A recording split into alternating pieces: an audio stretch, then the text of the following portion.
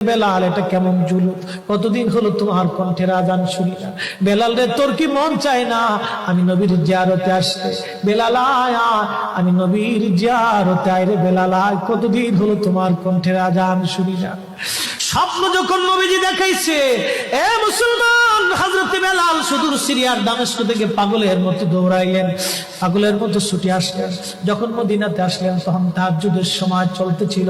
তাহাজ্জুদের সময় চলার সময় হযরত বেলাল রাদিয়াল্লাহু আনহু কাঠের জালি দিয়ে তখন রওজা শরীফ ঘিরে রাখা ছিল। ওই জালির পাশে বসে বসে জালির সঙ্গে মাথা ঠেকাইয়া নবীর পাগল বসে বসে গুনগুন গুনগুন করে কাঁদে আর বলে, হুজুর আপনি আসতে বলেছিলেন, গোলাম এসে হাজির হয়েছে। নবী গো, আজান দিতে বলেছেন, আমি আজান দিলে আপনি আগে নামাজ আসতেন, এখন আজান দিলে কি নবী আপনি নামাজে আসবেন? হুজুর এখন আজান দিলে কি আপনি নবী নামাজে আসবেন? নতুন মুয়াজ্জিন আসছে আজান দেওয়ার জন্য, এসে দেখে নবীর মুয়াজ্জিন বেলাল কাঁদে। ডাক দেখে মদিনাবাসী শুনছো, নবীর মুয়াজ্জিন ফিরে এসেছে, বেলাল আসছে, বেলাল ফিরে আসছে। এই কথা শোনার পরে সব সাহাবী ঘর থেকে বের হয়ে দৌড়ায় এসে দেখে বেলাল কাঁদে।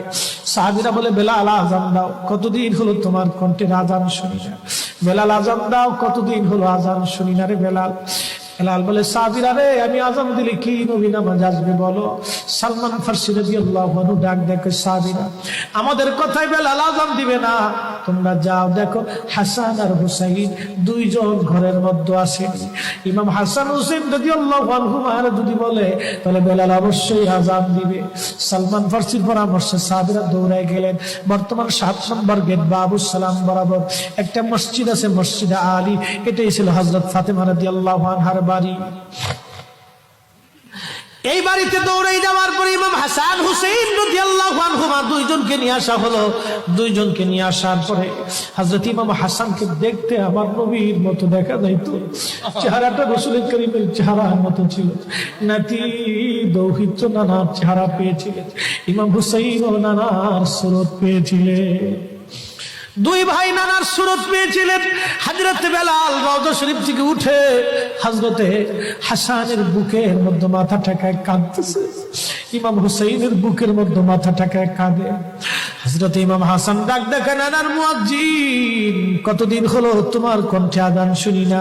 যেই কণ্ঠ দিয়ে নানার আজান শুনাইতা, যাও গো ওই কণ্ঠ দিয়ে আমাদেরকে আজান শোনাইয়া যাও। যখন হযরতে বেলাল ইমাম হাসান এই কথা বললেন, হযরত বেলাল দৌড়ায় গেলেন। যেই বনু নাজ্জার গোত্রের মহিলা সাহাবীর ছাদের উপরে দাঁড়ায় বেলাল আজান দিত। আবু দাউদের 519 নম্বর হাদিসের মধ্যে আসছে, প্রত্যেক ফজরের নামাজের সুবহ সাদিকের আগে বেলাল দাঁড়াইতেন। দাঁড়ায় আজানের আগে বলতেন, আল্লাহুম্মা ইন্নী আহমাদুকা ওয়া নাস্তাঈনুকা আলা কুরাইশিন ইউকিমুদ্দীনাক। প্রত্যেক ফজরের আজানের আগে এই দোয়াটা পড়ে বেলাল আজান শুরু করতেন। হযরত বেলাল রাদিয়াল্লাহু আনহু আজকে তাহাজ্জুদের আজান দিতে গেছে। আজান দিতে যাওয়ার পরে হযরত বেলাল যখন আজান দিলেন, আল্লাহু আকবার, আল্লাহু আকবার, আজানের মধুর ধ্বনি সারা মদিনার রন্দে রন্দে ছড়িয়ে গেল। মদিনার ঘর থেকে সব সাহাবী বের হয়ে দৌড় মারছে। আবার যখন বলেন আল্লাহু আকবার, আল্লাহু আকবার, সব সাহাবী, মহিলা, বৃদ্ধ, বনিতা ঘর থেকে বের হয়ে দৌড় মারছে। যখন বলল আশহাদু আল্লা ইলাহা ইল্লাল্লাহ, মদিনার ঘর থেকে সব মহিলারা ঘর থেকে বের হয়ে দৌড় মারছে রে, আর কান্না করে, নবী বুঝি ফিরে আসছে রে। আবার যখন বলেন আশহাদু আল্লা ইলাহা ইল্লাল্লাহ, তখন মদিনার মানুষ কান্না করতেছিল, গুন গুন গুন গুন করে কান্না করে।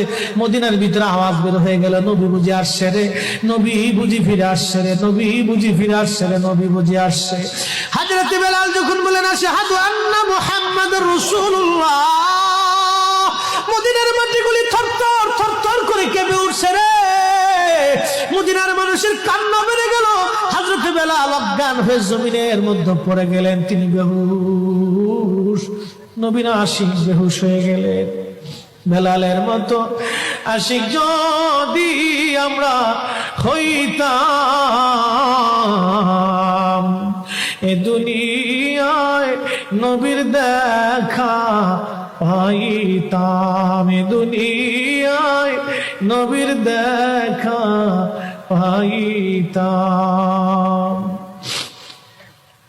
যখন হুঁশ ফিরে আসছে রওজা শরীফের পাশে বসে বসে বেলাল কাঁদে আর বলে, হুজুর আজান দিতে বলেছিলেন, আজান দিয়েছি হুজুর, আমি আজান দিলে আগে নামাজ আসতেন, আজকে আজান দিলাম আপনি হুজুর আসেন নাই, যে আজান দিলে নবী আসবে না, আমি বেলালে আজান আর কোনোদিন দিব না।